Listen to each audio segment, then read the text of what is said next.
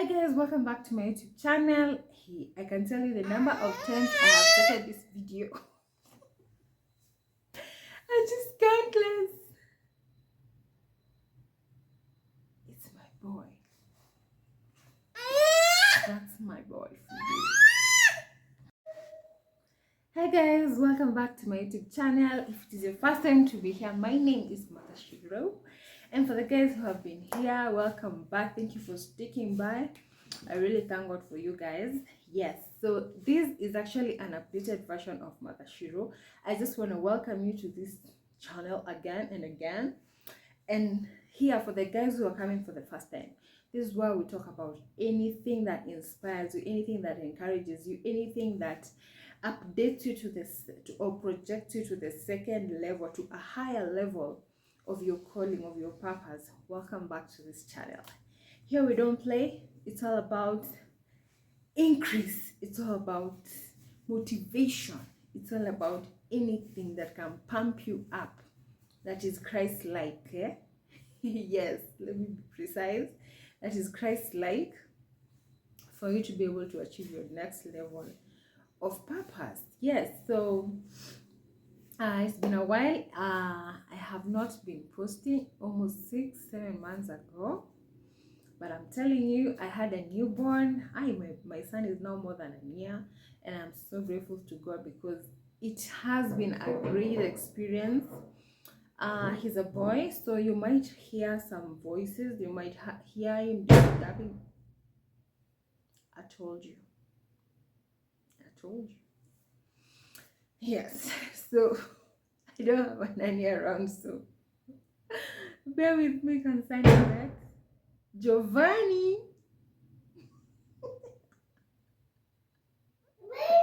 The number of times that I've had to start this video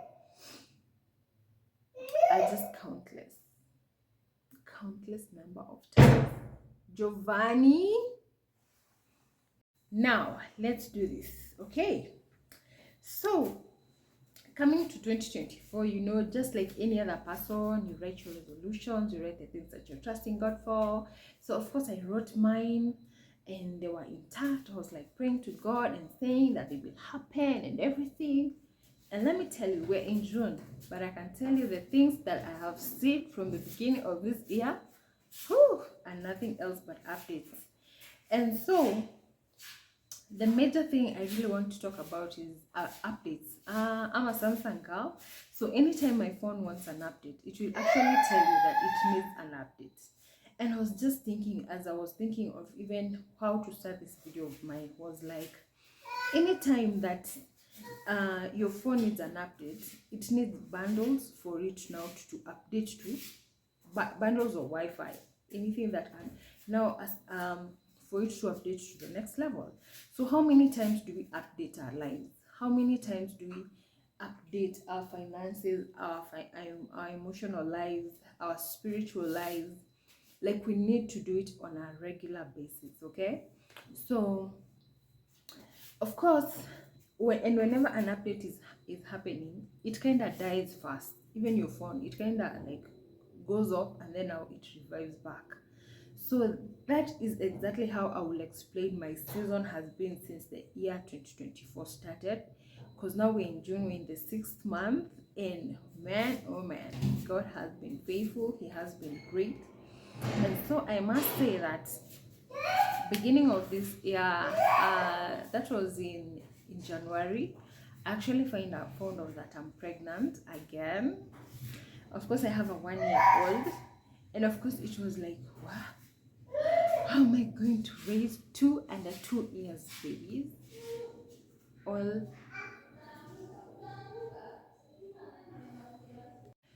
so raising 2 under 2 is no joke, okay? So but now I had to accept it, you know. I had to accept it, come to terms with it, and of course, I had to set myself psychologically and everything, because carrying a pregnancy is no joke. Remember, I have another 1-year-old, so it was going to be difficult. But now, by the end of January, I think the last week of January, because January has like 5 weeks, it's the longest month. So the last week I just noted that I was spotting. So I was like, what is happening? So of course I checked, and for the guys who've been watching me, I'm a medic, so spotting is just one of the ways that some people have it. And for me, I didn't have it in my first pregnancy. That is why I was kind of shocked. But I just thought it was spotting, and it was so little, so I never thought it was something serious. So it happened that I even did a couple of tests, and it showed that I was still pregnant. Did a scan, I was okay. But now, 3 weeks later, so sorry about that, I took a break. So in the for beginning now, the second week of Feb, I just found out that I was really spotting, and I was like, no, let me do a scan.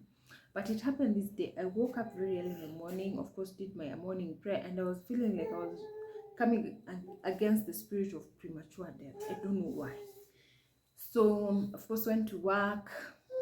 I actually was very active, helped guys around in my workplace, in other departments, and I was like, why am I so active? I do not know. So that day when I was going home, I felt a very sharp pain. I remember it was so painful. I had to get to the nearest chemist that I saw, bought a painkiller, and rushed home because I needed to release my day bag, the one who's been taking care of my son. Yes, so of course I went home, and I was feeling not much pain, but I was like, I think it's over. Yeah. So by this time, we talk with my nanny, we talk stories up, and then she leaves. And then an hour later, the pain that I experienced, I have never experienced in my life. So I definitely called my partner. He was quite far. Called my mom. But the funny thing is, when I called my mom, she was like, I am coming. So I was like, where is my mom coming? I just told her I'm feeling so painful, and I could not move where I was. So she told me, talk to your day bag, tell her to come back, take care of my son, and then I rushed to the hospital. And that is exactly what I did. Yeah, so of course I got to the hospital, and they tried giving me painkillers to stop the pain and everything, and it was just one painful thing. And they were like, when is the pain not stopping? I'm like, no, it's not stopping. So they tell me we need to do an ultrasound. So we do an ultrasound, and they're like, they can't see anything. So no, I think I've forgotten. No, first, before I went to the hospital, I looked for a place where I can go for scanning. So we went for scanning, and I was told that I had a miscarriage. So that is why I was bleeding, and now the bleeding had become quite more than what I had expected. Now, after having that scan, of course, we cried and everything, and now it was a season of now healing and everything. But now, another week later, I was still nini, because of course when you're spotting and now you have miscarriage, of course bleeding is going to be evident. But now the first week is over, the second week is over, I'm still bleeding. So I go and I see a gyna at my workplace, and she's like, you need to take meds for you to clear up the bleeding. So I was like, actually the funny thing is I never took the meds, not knowing what is happening. So it happened that I went back to work, and now I am bleeding so heavily. So I'm wondering what is happening. Okay, so now this is the time now I had gone out to this hospital, because the previous one I had been told that now you're bleeding and you have miscarriage. So we go now to this hospital, and they say they need to do a TVS. A TVS is actually a transvaginal scan, where they insert a certain funny stuff inside your vagina, and they now inspect for whatever is happening. It's like a camera, so it looks at whatever is happening, and they're looking at it at the screen. So they confirm and they tell me. So of course, at first I refused and I told them I don't want it because it is quite uncomfortable. And then now they were able now to confirm now, I think with the scan, that I was uh, having an ectopic pregnancy. And they told me you're supposed to be in theater actually right now. So I'm like, what are you guys saying? So I wait for my mom, they come, and then we were told that I need to go to theater like immediately. So this person, I'm from work, home, and now I'm supposed to go for theater because I can lose my life anytime. So of course we are like, I apana. So by this time we're with my mom, my son, my partner, and now we decided to do another hospital. So we did another hospital, and when we got there, yeah, so guys, my boy is finally asleep, and I can actually do this video in this. Okay, so okay, so um we go to this other hospital, and this hospital they actually confirm the same. And after confirming the same, that I have to be in theater, that it's a serious case, of course now they told us the bill and our insurance couldn't cover it, so we felt let's look for another option. And of course this hospital was, it was to make you understand how serious it was. They refused for me to actually go alone, that I need an ambulance to actually go to the next hospital. So I was like, we're like, no, we can actually get to where we want to get to. So of course they wrote a letter where you're supposed to sign that you left without their, that you're the one who allowed yourself to leave, even as critical as the situation was. So of course we left, and when we left, we actually went home because now the pain had subsided. I'm not feeling any pain and I'm okay. So we felt we can actually do this the following day. So we went, it was actually 4 in the morning. We went home together with my mom and my partner and my baby. We slept for like an hour. It was like around 5 in the morning, 5 or 6. And I just started now following up the gynaes that I know and everyone. And thank God I was directed to a certain gyne, and they really followed up my case. And I'm telling you, by the time I was leaving the house at around 7 to go now for theater, they had already prepared everything for me. And actually the guy was calling me and asking me, are you serious? Do you know that you're supposed to be in theater, that anything can happen to you at this particular moment, that you can leave us any moment? And I was like, I'm coming. Yes. So I can actually say that it is God who preserved me, who preserved my life, honestly speaking, because now we went to theater. By the time I was arriving, they had prepared everything for me.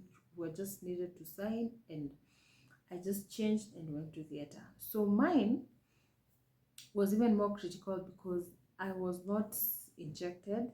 It was actually they put a mask on me which released some kind of medicine, that is the anesthesia that I was given. So I was completely like not feeling myself at all. I was like in a coma. So of course that's when they operated on me and everything. And now the time that I got to hear, as in to come back to myself, they were exchanging me from the operation bed to the ward bed. Okay, so when my mom was there, and I remember it was a very emotional moment, and she stood by me, my mom, my sisters. Then I'm telling you, it was just, my family was just the greatest. They had been there, of course, all throughout, together of course with my partner. Remember, I have this baby who's still breastfeeding and everything, but now he had to stay away because now I had to recover. So of course I stayed for almost a week, and I'm telling you, the pain that you experience, I got my boy normally, but this process of cesarean, I think it's harder for me. I just feel like it's harder. So Of course, I was like, hey, this is too much, man. It was so painful, so unbearable, but God is still faithful that I managed to go through it. I got a friend who was the the person who was next to me. They were also operated on, and they came out well. And so she had stayed for almost 2 or 3 days, and she was feeling better, and of course I felt encouraged. So I can for sure say that it is by the grace of God that I survived that ectopic pregnancy, because what they came to realize is that the bleeding or the spotting that I was experiencing was actually blood that was leaking from my ruptured, from like the pregnancy had ruptured in my fallopian tubes. So the blood that was coming out, that I was spotting, it was blood leaking from my body. So you can imagine if it will, and it had already been like 3 weeks. So even the following day, the doctor came and told me, hey, I have done operations for so many people in so many years, because he's not a young guy. And he told me he had never seen my case, and told me, for real, you just know that it is prayers that kept you, because they could not understand. They were not sure. They told me they were not sure that I would wake up. It was 50, 60, 40% chance that I will actually come back again. So I think from that time, I have just been, of course, I went home, I was discharged and everything. And since that time, I had just been praying to God to let me know why he preserved me, you know. And one of the main reasons is because my purpose, I have not accomplished my purpose on this earth. I have so much to do, and one of the things is these ones, to encourage you, to inspire you. So for the guys who have been going through stuff, there are people who are expecting babies, there are people who have gone through miscarriage every now and then, and there are people who have not made it to even tell their story of what they're experiencing, but for sure God is faithful. This is to encourage you that God is faithful and he can do anything. Like Luke 1:37 says that with man things are impossible, but with God all things are possible. He's able to give you a child. He's able to give you that job that you've been asking him for. You just need to connect with faith with him, because faith is the assurance of the things that we hope for, the things that we have not seen. So you need to keep your focus on God and have faith in him that he will eventually do it for you. So I hope you enjoyed this video. Don't forget to like, don't forget to subscribe, and many videos coming your way. So God bless you, and see you in my next video.